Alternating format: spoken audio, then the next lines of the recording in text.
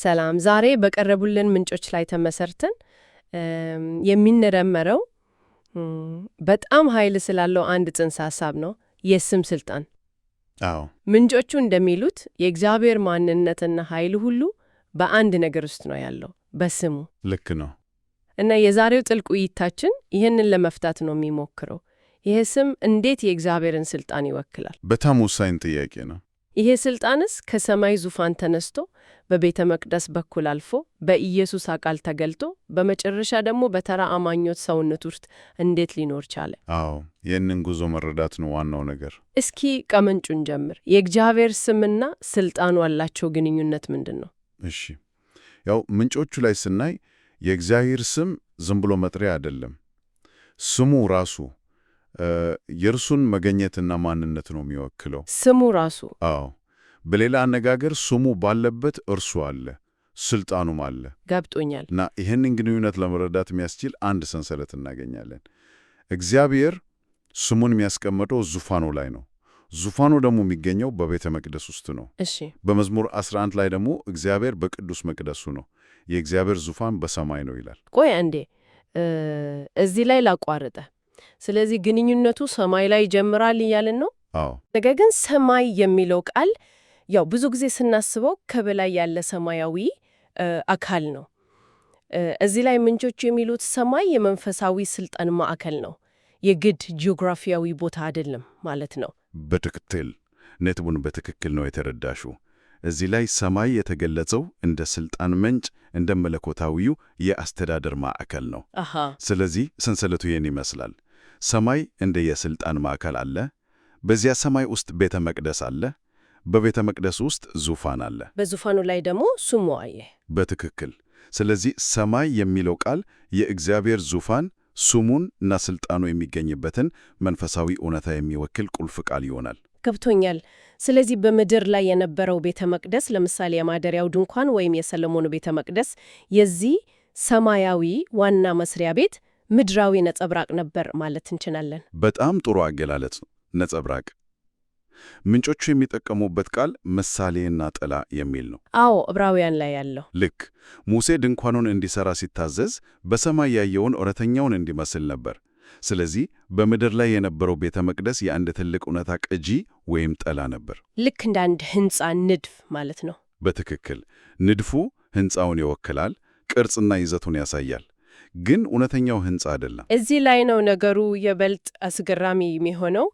ንድፉ ወይም ጥላው ያ ከሆነ እውነተኛው አካል ወይም ሕንፃው ምንድን ነው? ምንጮቹ ወደ ኢየሱስ የሚያመለክቱት እዚህ ላይ ነው አይደል? አዎ፣ በትክክል የብሉይ ኪዳኑ ሥርዓት ያው ከመጋረጃው በስተጀርባ ወደ እውነተኛው ቅድስተ ቅዱሳን መግቢያን ሙሉ በሙሉ አልከፈተም ነበር። መንገድ አልነበረም።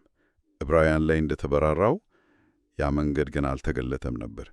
ነገር ግን የኢየሱስ ደም ወደዚያ የሚወስደውን አዲስና ሕያው መንገድ እንደከፈተ ይናገራል። እሺ፣ ከዚህም በላይ ይሄዳል። ምንጮቹም ያጎሉት ነጥብ ኢየሱስ የመንገዱ ከፋች ብቻ ሳይሆን ራሱ ቤተ መቅደሱ ነው። ራሱ ያ እውነተኛው ቤተ መቅደስ መሆኑን ነው። ይሄ በጣም ትልቅ ያስተሳሰብ ለውጥ ነው። ያ ሁሉ ግርማና ክብር፣ ያ ሁሉ የተቀደሰ ስፍራ ወደ አንድ ሰው አካል ተሸጋገረ ማለት ለዘመኑ ሰዎች ለመቀበል የሚከብድ ሐሳብ አይመስልም? በጣም ከባድ ነበር። ለዚህ እኮ ነው በዮሐንስ ወንጌል ላይ ኢየሱስ ይህን ቤተ መቅደስ አፍርሱት በ3 ቀንም አነሳዋለሁ ሲል አይሁድ የተቆጡት። አዎ፣ ስለ ድንጋዩ ሕንፃ ነው ያሰቡት። ልክ እነርሱ ስለ ድንጋዩ ሕንፃ ሲያስቡ፣ እርሱ ግን ስለ ሰውነቱ ቤተ መቅደስ ይል ነበር በማለት ዮሐንስ ያብራራ። ስለዚህ ጽንሰ ሐሳቡ ከቁስ ከድንጋይና ከወርቅ ወደ ሕያው አካል ሙሉ በሙሉ ተሸጋገረ። ዋው! ምንጮቹ እንዲያውም ሲተነትኑ ኢየሱስ ከመምጣቱ በፊት የነበረው ሰማያዊ ቤተ መቅደስ እንኳን የእግዚአብሔርን ስምና ክብር ለጊዜው ለማስቀመጥ ያገለገለ ጊዜያዊ ማከማቻ እንደነበር ይከራከራሉ። ጊዜያዊ? አዎ። እውነተኛው ቋሚውና ፍጹሙ ቤተ መቅደስ የኢየሱስ ሥጋ ነው። የሚገርም ነው። እንግዲያው የድንጋዩ ቤተ መቅደስ የሰማያዊው ንድፍ ነበር። የኢየሱስ ሥጋ ደግሞ ያን ንድፍ እውን የሆነበት ሕንፃ ሆነ። ታዲያ ኢየሱስ ወደ ሰማይ ካረገ በኋላ ምን ሆነ? ያ ቤተ መቅደስ ከምድር ላይ ተወገደ ማለት ነው። ያ ሁሉ ስልጣን የት ሄደ? እዚህ ላይ ነው እንግዲህ ታሪኩ ወደ እኛ እንዳንዳችን የሚመጣው። አዎ፣ ቁልፉ የመንፈስ ቅዱስ ሚና ነው። ኢየሱስ ወደ አብ ከመሄዱ በፊት ለደቀ መዛሙርቱ የገባው ቃል አለ። አዎ፣ አጽናኙን እልካለሁ ያለው በትክክል በዮሐንስ 14 ላይ አብ በስሜ የሚልከው መንፈስ ቅዱስ ሁሉን እንደሚያስተምራቸው ይናገራል። በስሜ የሚለው ቃል እዚህም ጋር መጣ። አዎ፣ ልብ በይ፣ መንፈስ ቅዱስ የሚመጣው በኢየሱስ ስም ነው። ያ ስም ደግሞ ስልጣንና መገኘትን እንደሚወክል አይተናል። እንግዲያው ለውጡ የሚመጣው እዚህ ጋር ነው። መንፈስ ቅዱስ ሲመጣ ያንን የቤተ መቅደስን እውነታ ይዞ ነው የሚመጣው። በትክክል ምንጮቹ አንደኛ ቆሮንቶስ 3 ቁጥር 16ን ይጠቅሳሉ። የእግዚአብሔር ቤተ መቅደስ እንደሆናችሁ የእግዚአብሔርን መንፈስ እንዲኖርባችሁ አታውቁምን? አዎ፣ እንደም በምዕራፍ 6ም ላይ አለ። ልክ ሥጋችሁ የመንፈስ ቅዱስ ቤተ መቅደስ እንደሆነ አታውቁምን ይላል። ይህ ማለት ያ መጀመሪያ የጠቀስነው ሰንሰለት አሁን በአዲስና በሚያስደንቅ መንገድ ተፈጽሟል ማለት ነው። ቆይ ይቅርታ ላቋርጠህ። ይህ ማለት እንግዲህ አንድ አማኝ ሲጸልይ ወይም ሲያመልክ በግሉ ውስጥ ካለው ቅድስተ ቅዱሳን ነው ያደረገ ያለው። አዎ፣ ያ የስልጣን ሰንሰለት ሰማይ፣ ቤተ መቅደስ፣ ዙፋን፣ ስም በመንፈስ ቅዱስ በኩል በአንድ ሰው ሕይወት ውስጥ እውን ይሆናል እያልን ነው። ይህ እኮ አስተሳሰብን ሙሉ በሙሉ የሚቀይር ነው። አዎ፣ የመደምደሚያው ነጥብ ይሄ ነው። ምንጮቹ የሚያስረዱት ይህንን አስደናቂ እውነታ ነው። መንፈስ ቅዱስ በአንድ አማኝ ውስጥ ሲያድር የአማኝ የሰማይ ቅናት ይሆናል። እንደ እምቦሲ ማለት ነው። በጣም ጥሩ ምሳሌ ነው። አንድ ኤምባሲ በሌላ ሀገር ውስጥ ቢገኝም የራሱ ሀገር ሕግና ስልጣን በውስጡ እንደሚሰራው ማለት ነው። እውነት ነው። መንፈስ ቅዱስ ሲያድር አማኙ የሰማይ ግዛት የሚሰራበት ኤምባሲ ይሆናል ማለት ነው። ስለዚህ መንፈስ ቅዱስ ባለበት ስፍራ የእግዚአብሔር ዙፋን አለ፣ የእግዚአብሔር ንግሥና አለ። ያ ስፍራ ራሱ ሰማይ ይሆናል። ስለዚህ ያ በኢየሱስ ስም ውስጥ ያለው ስልጣን፣ ለምሳሌ ምንጮቹ የጠቀሱት የሰይጣንን ኃይላት የማሸነፍ ስልጣን የሚመነጨው ከዚህ እውነታ ነው። አዎ፣ ስልጣኑ የሚገኘው በአማኝ ውስጥ በሚኖረው መንፈስ ቅዱስ በኩል ነው። ነገር ግን እዚህ ላይ ምንጮቹ በጣም ወሳኝ የሆነ ማሳሰቢያ ይሰጣሉ። እሺ፣ ኃይሉ ከአማኙ ማንነት ከችሎታው ወይም ከቅድስናው የሚመንጭ አይደለም። ኃይሉ ሙሉ በሙሉ በውስጡ ካደረው ከመንፈስ ቅዱስና እርሱ ከሚወክለው የኢየሱስ ስም ነው። ይህ በጣም ትልቅ ኃላፊነትን እና በዛው ልክ ደግሞ ትልቅ መብትን የሚያመለክት ይመስላል። እሺ፣ እስኪ አሁን ደግሞ ወደ ትልቁ ስዕል እንመለስ። የፍጥረቱ ሁሉ የመጨረሻ ግብ ምንድን ነው? ምንጮቹ እንደሚሉት ግቡ የእግዚአብሔርን ስም ማክበር ነው። ይህ እንዴት ይፈጸማል? እዚህ ላይ የኢየሱስ ማንነትና የበላይነት እንደገና ማዕከላዊ ይሆናል። በኤፌሶን ምዕራፍ 1 ላይ እንደተጻፈው እግዚአብሔር ኢየሱስን ከሙታን አስነስቶ በሰማያዊ ስፍራ በቀኙ ሲያስቀምጠው ከአለቅነትና ከስልጣንም ከኃይልም ከግዛትም ሁሉ በላይ እንዳደረገው ይናገራል። ከስሞቹ ሁሉ በላይ? አዎ፣ የኢየሱስ ስም ከስሞች ሁሉ በላይ የሆነ ስም ነው።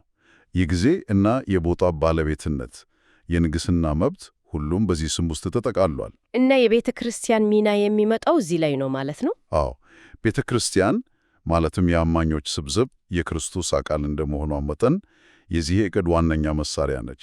እንዴት? ምንጮቹ እንደሚሉት ቤተ ክርስቲያን ለክርስቶስ ስታዘዝ ክርስቶስ ፍጥረታትን በእርሷ በኩል ያስገዛል። የእርሱ ሥልጣን የሚገለጠው በተታዘዘ አካሉ በኩል ነው። ምንጮቹ ይህንን ግንኙነት ለማስረዳት የሙሽራውና የሙሽራይቱን ምሳሌ ይጠቀማሉ። እውነት ለመናገር ይሄ ሁሌም ትንሽ ግራ የሚያጋባኝ ምሳሌ ነው። ይህንን የፍቅር ምሳሌ ከሥልጣንና ከግዛት ጋር እንዴት ያገናኙታል? በጣም ጥሩ ጥያቄ ነው። ብዙ ጊዜ ይህንን ምሳሌ ስንሰማ የምናስበው ስለ ፍቅር ብቻ ነው አይደል? ግን ነጥቡ እኮ በጥንቱ ባህል ጋብቻ የቃል ኪዳንና የታማጊነት ማሳያም ነበር።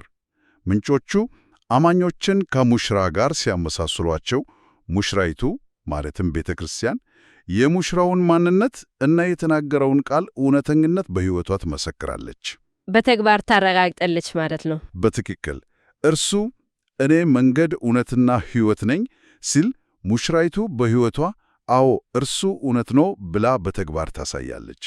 እርሱ ደሙን እንዳፈሰሰ እነርሱም በእርሱ ደም ባገኙት ኃይል ለእርሱ ያላቸውን ታማኝነት እስከ መሥዋዕትነት ድረስ ያሳያሉ። ገብቶኛል። ስለዚህ መታዘዝና መሥዋዕትነት የስሙን ስልጣን የማረጋገጫ መንገድም ነው ማለት ነው። ልክ እንደዛ የሙሽራይቱ ሕይወት የሙሽራውን ስም ክብር ለዓለም የሚገልጥ መስታወት ይሆናል። ይህ ደግሞ በቀጥታ ከኢየሱስ ማንነት ጋር ይገናኛል። ምንጮቹ መንገድ፣ እውነት፣ ሕይወት፣ በጎ እረኛ ሲሉ እነዚህ ቅጽል ስሞች ብቻ አይደሉም ያሉ ነው። በጭራሽ። የእያንዳንዱ መጥሪያ የስሙን ሥልጣን አንድ ገጽታ የሚገልጽ ነው። ለምሳሌ እርሱ ራሱ እውነት ስለሆነ እርሱ የሚገኝበት ስፍራ ሁሉ የእውነት ማዕከል ይሆናል። ስለዚህ አማኞች የሚኖሩበት ስፍራ ኢየሩሳሌም፣ ጽዮንና ሰማይ ይሆናል የሚለው ሐሳብ የሚመነጨው ከዚህ ነው። አዎ፣ ቁሳዊ ቦታን ሳይሆን በእርሱ ማንነት የሚወሰን መንፈሳዊ እውነታን ነው የሚያመለክተው። የበጎች በር ሲል ወደ እግዚአብሔር መገኘት መግቢያ በር እርሱ ብቻ መሆኑን ያውጃል። ታዲያ ይህ ሥልጣን በተግባር የሚገለጠው እንዴት ነው?